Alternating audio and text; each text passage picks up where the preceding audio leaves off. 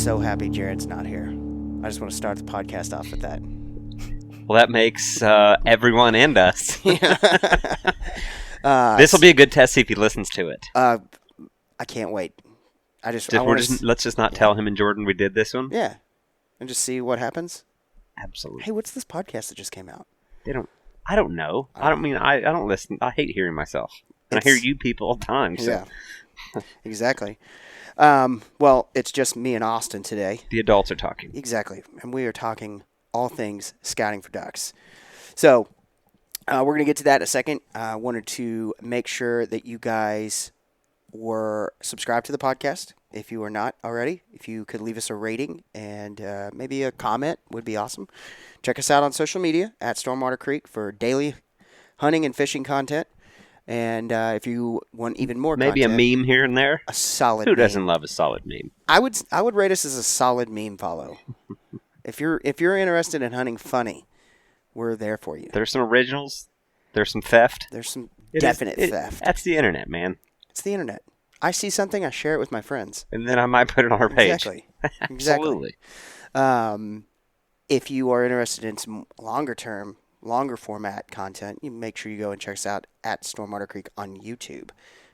We have tons of cool content out there. And more on the way. And more on the way. So, thank you for listening this week. And without further ado, when do you start duck scouting? Well, let's just talk about duck season in general. The breakdown of duck season. For anybody, right.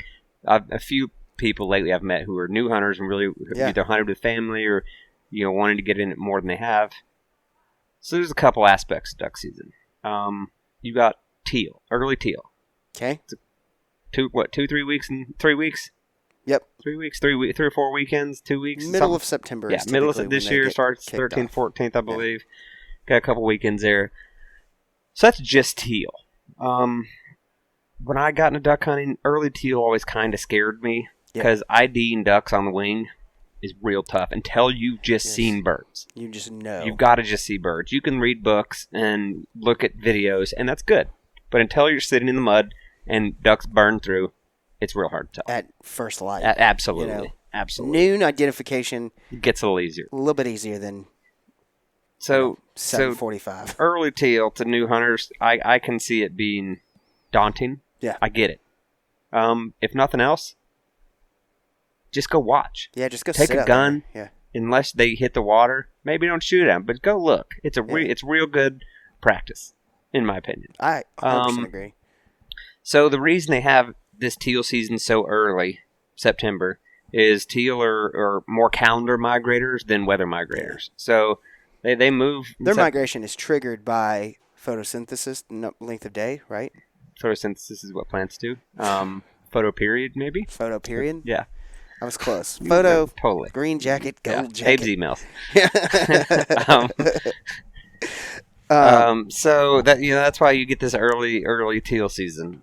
So middle of September, it's still nasty outside, be it hot nasty and mosquito nasty and miserable. We've hunted. Let's go get in 80-degree water with just giant fields of mosquitoes. We've hunted in plenty of time in shorts. Mm-hmm. If duck camp wasn't out of camouflage swimsuits last year, I would have hunted in a camouflage swimsuit, just staying in the mud. I haven't looked this year. That would 100% do that. Forget waders when it's 90 at sunrise. Yeah, what do I need that for? No way. Those are to keep you warm. I ain't cold. Yeah. So you like we were saying, calendar migrators. They can be here one day and be gone the next in a spot. So the key is to finding them. You bust them out, they may not be back the next day. My experience, which is, I wouldn't call it wonderful at best. Especially North Texas isn't great teal hunting in general. No. Last season, example, we got on them, shot a few opening morning. Next morning, same spot, not a bird to be seen. Nothing. But we saw a handful of them that morning. Mm-hmm. So I think the trick is find what they're liking, get there early, claim your spot on public land, get some shooting done. And if you've got time the next evening, maybe find a new spot or see if they're going to be back there. As far as what the spots look like, I think, mallards, you think, and other bigger ducks, you think about open timber and then bombing through holes. Yeah. I think teal is more open. Yeah, Shallows. definitely. Flooded out little bays, shin deep. Little mud Knee flats. deep, yeah, mud flats. So that's what you'd look for. Even I've talked a lot about decoys for teal season. I've done some more reading than I usually have. It seems clumps of decoys. Is that right? We've learned clumps of decoys. Because if you see teal, kind of clumped up, and motion. There's a lot of motion. So a lot. There's some people who say take a half dozen decoys and a half dozen mojos and get some motion going. Yeah. I think we do that. Mm-hmm. We had them decoy onto our geese decoys the most last season, remember? Which may have been because our geese decoys were the closest clumped. Yeah. And I'm sure that at the first part of that season, they're moving from geese, so they're like, oh, I know those guys. Yeah. All these resident geese around here. Yeah. Or just know that that's where they came from, is there are a bunch of geese up where they came from, up north. Maybe. So, that's the Cliff Notes surface level of teal. Which is upon us. Scouting for them. We're last 3 quarters of August right now. I wouldn't start looking for them until 2 or 3 days prior. Okay. Just like we said, when are they moving? How are they moving? Yeah. They may be here one day and gone the next. I wouldn't make my mind up about a spot until the evening prior. Yeah. To hunting. I would start looking. I've got a few spots I'm going to be checking out. Mm-hmm. With staying a few 100 yards out and use binoculars so I don't spook them. But my plan is evening before opening morning. I plan to sit out till dark, and watch those spots, or the one spot for sure, and maybe we can split up and hit a few. But see if they're there evening. Best you can do. Ducks be ducks. Ducks be ducks, bro. Big ducks are a little easier. They find an area for either shelter or food or something. They plan to hit it. Yeah, they're going to be a little bit more. I'd say patternable, but a little bit. Not. They're not as here today, gone tomorrow type. Mm-mm. As they'll move around an area. Yeah, for sure. But teal just burn out and keep going to the coast. Yeah, they're on their way to the coast. They're on their way to the rice fields, hence the name Rice Rockets. So it's August 19th today. Are you not doing any scouting for ducks? No, at all right now. Hey, we've been super busy getting ready for sure clover rat season. But if all things considered, if you had the time, would you be out? Absolutely not. So it's hot. Well, there's no birds here yet that I've seen. Yeah. You've been looking for dove. I think it's a better plan right now. No doubt. No doubt. I know. Like I said, I probably won't start looking hard till a week before. Yeah. Just to see if I can even go out a couple mornings or evenings and see no ducks, no teal flying at that time, I'll put a couple days pause on it. Yeah. Like we said, that you're really not going to put your flag in a spot until the night before, in my opinion, or I'm not going to, I should say. No doubt. I just think for me, it's, if you're a new hunter, I think that's, I would be out looking at spots right now.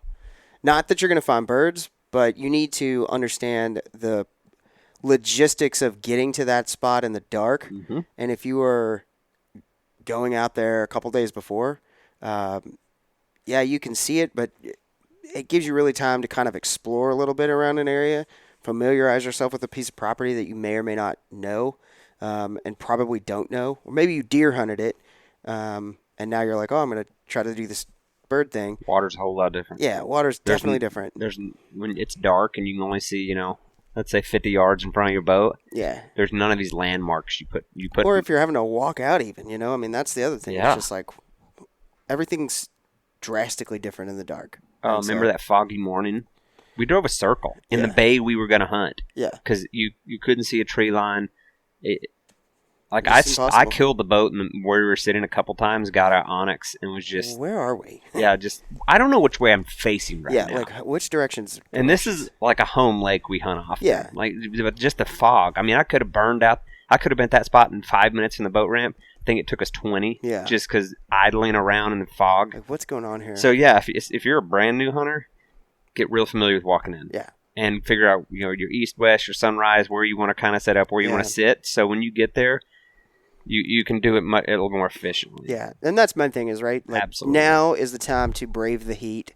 Go early in the morning, go late in the evening, and brave the heat, brave the bugs. Find your your Spot. feet on the street, if you will, and then as you get closer, like you said, within that first week before, that's when you really can start kind of hitting the spots and seeing are birds using it, what's going on, and just know that obviously it could be the night before you teal hunt. Like, okay, we're gonna go here, Mm-hmm. and it's helpful for like our crew. We have 4 of us, so we can send people north, east, south, and west. If I could ever get 2 of them to actually do anything, they never scout. They also, one of them has boat, but he doesn't have enough stick time. The other one doesn't. I know. I think we should require a 1 scouting mission per person. You need to go scout for something by yourself as learning. Requiring, or will dock your not pay. Yeah, exactly. You will not get paid even less. Ever. Yeah, exactly. You can only have 1 beer. We're not cruel enough to take your beer away, but you're only getting 1. So, but then, like I said, I think September is always a weird thing for teal. I think we do it once or twice. This year's me a mess. For opening weekend, you're gone. I'm gonna hunt that one. The second Yep. weekend, we have work weekend, the deer release. The third weekend, Jordan's got White Lake. We may be It actually sounds teal like hunting in a we solid may spot. all be down in southern Louisiana. I got Bull's number today, so I gotta reach out to that fool and see. Totally. I'm hoping. I'm sure he's gonna be like, "Who is this?" Oh, Like, you. my brother. Who? Oh, the Jew. So we got that's with 3 weekends of teal season this year. Yeah.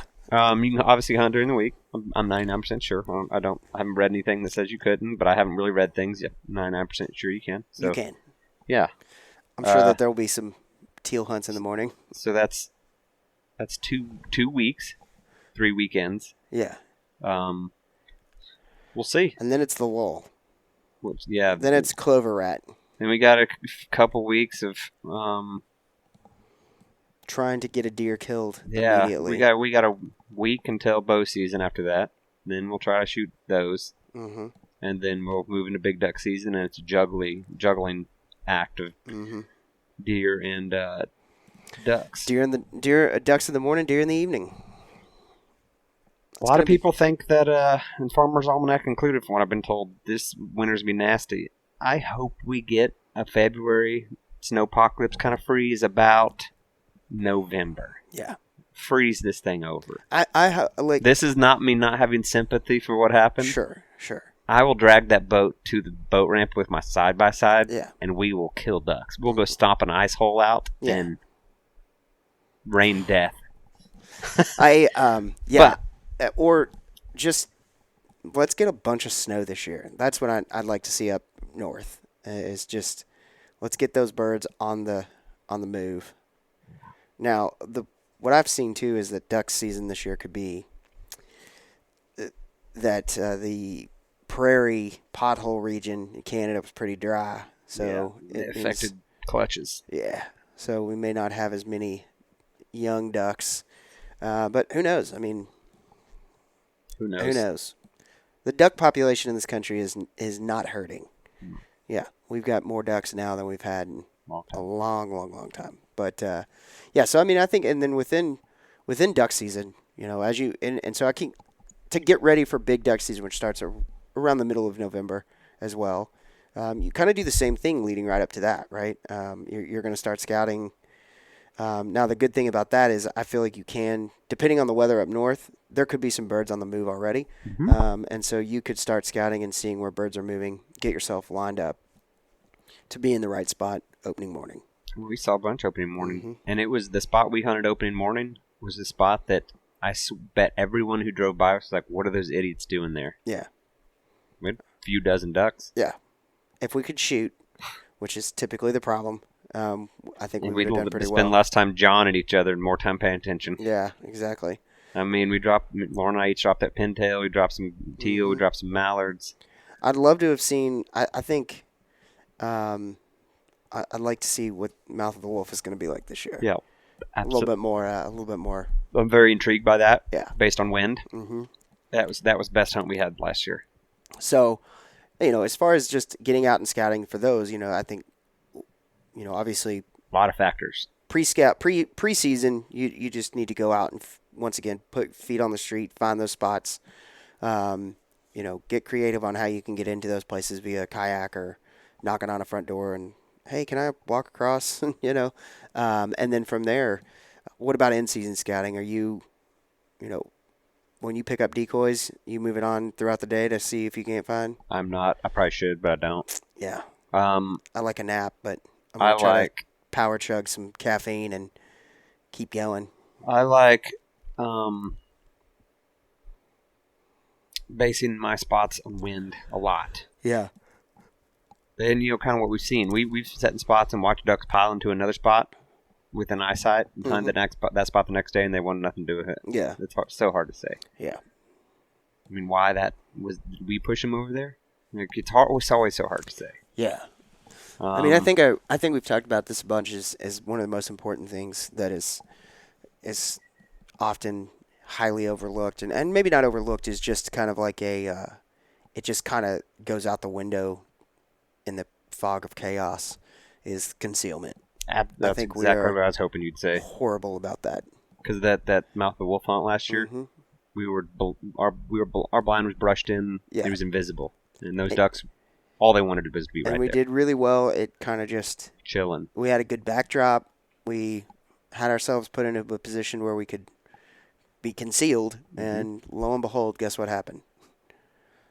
Had ducks piling in on us. So was it you and I who hunted that little piece of backwater? People were shooting all around us, and we didn't get a bird, and we pull out, and they're all at the mouth right there. Mm-hmm. We weren't hitting it all. That's exactly we thought we were, but yeah, and I think that's where like preseason scouting, like right now is a great.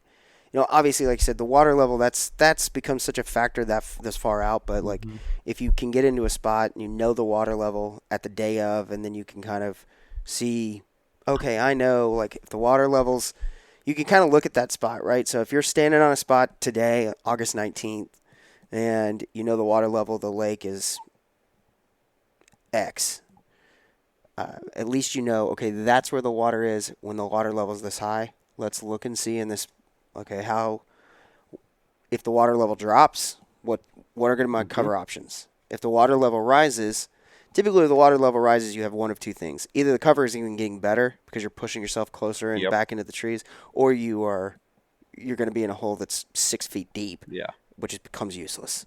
I mean, you're not going to kill ducks in 6 feet of water. And some people think, for the most part, right? Some people probably think, well, how do I know the water level? Google it. Google it. Google it. Yeah. There's handfuls of websites that have water level data for all lakes in Texas. Good one is like Navonics. No, Navonics. iBoat. There's one that's like iBoat. I use all the time to get water level. Get like lake levels. Yeah, lake levels and whatnot. So yeah, if you kind of make some notes and however you like to make notes, it's a good place to start. We kind of have some notes on all our spots. We can base our hunts on wind and water level, and I think that's the biggest thing too. Is just like you said, notes is just we went from not taking notes to taking notes and really kind of keeping some data, and that you will not remember. No, you're not. I got this. No, you don't. No, absolutely don't. No, you're not. And more importantly, even if you do remember it from August to November, you're not going to remember it from November back to November again, from year over year. Yeah. And so it's building a knowledge base, and I think that's really what people are super intimidated a lot of times is their bank of data is empty at the first, and you just have to be willing to kind of go, let's go stare at the sky and see no birds or see somebody shooting birds and kind of then figure out how to move in or what to do, how to go. And every single time you make a mistake, you learn two things. Every time you succeed, you learn two things, but you got to just kind of get out there and do it. Yep. I think is the biggest thing. So wind. Yeah. Lake level and wind. Ducks want to hang out and, on the lee side of things. Yep. And they want to land into the wind. So if you can be at a place where you're concealed and the wind is in your face, or no, the wind is coming from your back, Mm-hmm. and you're on the lee side of it. So okay, so say wind's coming from the north. Best plan of that would be if there's a cove that's facing south, Mm-hmm. set up on that cove. Wind's coming from your back. You're on the lee side. There's cover and you can blind in well. Set out a good size spread. I think that's a small part of the recipe for success. Agreed. Is just giving them a place to rest. If there's food, it's even better. Mm-hmm. But if you can attract them with decoys and show like, hey, this is where everybody's kind of chilling It's here. cool over here. Everything's cool. Would you rather have the wind moving directly from your back, directly from behind you to in front of you, or left to right? I would like back to front. Just having them come But- right in on you, on your face? Yes. Okay. Because if they kick down their feet to land in front of you, that pause, Yeah. it's like shooting sporting clays. Do you think there's When any... when it apexes and stops, you can Yeah. blast it. Same deal. Left to right, right to left, that's fine too. If you can swing on them. I feel like you can stay hidden a little bit more, left to right, right to left. Wind in your face and them trying to land coming over your back, I Just hate like right directly over you. Yeah. it. I can never catch up to it. I can't shoot clays like that well. Mm-hmm. It's a bad shot for me. Having them So come I don't from like behind that. you. I don't like that. Yeah, I would shift a direction. to get them into your face, or at least get them out in front of you. Yeah, swinging left to right. Also, sun. Yeah. Don't face east if you can. It just lights your face up.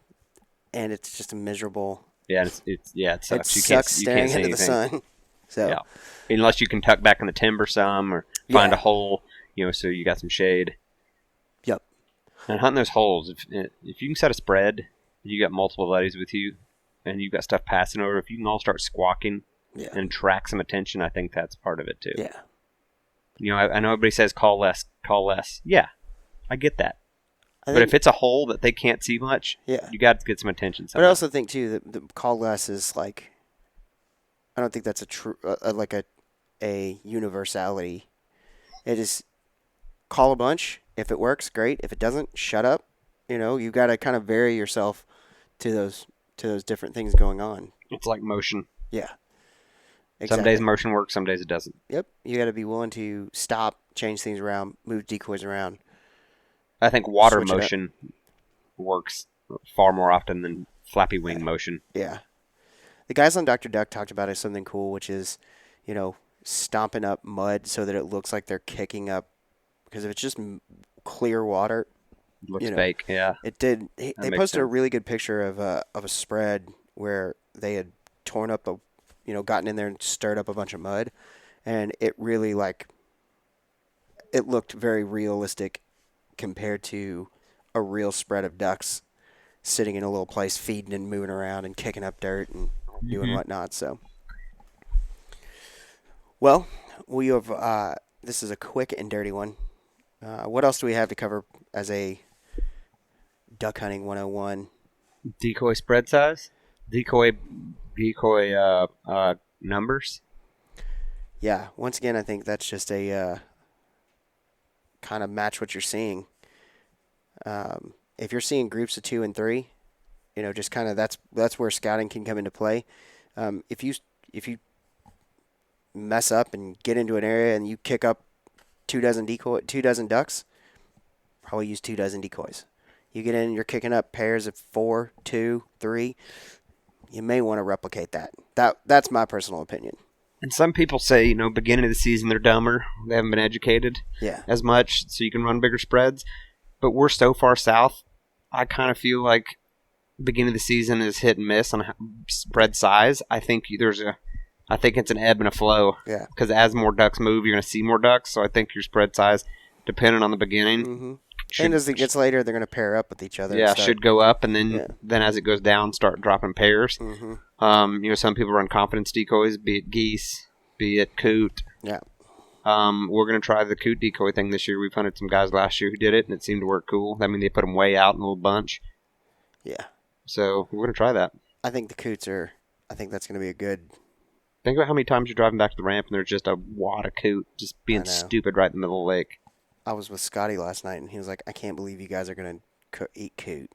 We were talking about duck camp dinners is what we were. And I was like, he was like, if you have to put it in a gumbo, man.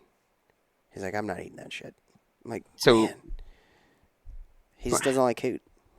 That's cool. I was like, I'll eat it out of gumbo. I'm not sure if I would eat it like take a breast, sear it, and eat that, but we haven't tried. I'd give it a go. It'll eat in gumbo. Oh, that's what I'm saying. Gumbo's delicious when it's cold outside. Gumbo is delicious. So just throw some protein in it. And you shoot how many of those things a day? 20? 12? 15? 15? 20? I think it's 15. Yeah. I'm going to be a coot slaying son of a bitch this year. I support that. Yes. I don't want to come back unless I have 5 coot every trip. Remember how weird they were to clean when I shot all those at Rich and Chambers? So weird. Well, I know definitely where we can go and kill a bunch of coots. Just pick a lake and find them. Try to run them over the boat. Yeah. They are dumb. So, the other big tip I'd give you is just start shooting right now. Just like everything, get out, go shoot some clays. Start calling now in your vehicle on your way to work. They're in my truck. By God. I mean, that's a big disadvantage from working from home. And even if I go outside, eventually I get all right, that's enough. Shut that down. You're done calling. This is annoying. And heaven forbid I do it in the house. She's like, one more time. You can go stay with. You can stay at one of the Wayward Boys' homes, like Jordan's house. But call the Grimes home for Wayward Boys. The Grimes home for Wayward Boys. So shoot your gun, get out and scout. Don't be afraid to fail, and hit us up if you have any other questions. We like to talk about ducks. We'll talk about it all the time. Every minute of the day, we're probably thinking or talking about ducks. That's all we think about.